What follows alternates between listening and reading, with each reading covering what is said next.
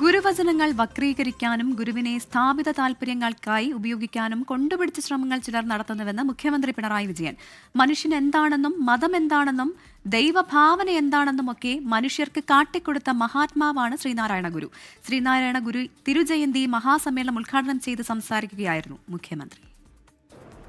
ഗുരുവിന്റെ മാറുന്ന കാലത്തെ പ്രസക്തി കൂടുതൽ ബോധ്യപ്പെടുന്നതിനും സമൂഹത്തെ ബോധ്യപ്പെടുത്തുന്നതിനും ഉള്ള ശ്രമങ്ങൾ ഉണ്ടാകേണ്ടതുണ്ട്.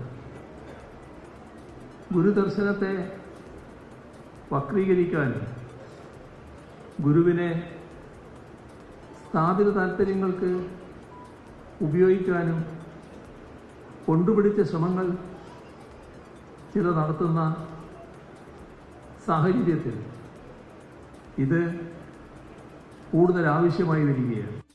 ലോകത്തെവിടെയായാലും ഏത് സമയത്തും 24 വാർത്തകളും ഓഗ്മെന്റഡ് റിയാലിറ്റി പാക്കേജുകളും എക്സ്പ്ലെയിനറുകളും വിശദമായി കാണാൻ ഞങ്ങളുടെ യൂട്യൂബ് ചാനൽ നിങ്ങൾക്ക് സബ്സ്ക്രൈബ് ചെയ്യാം.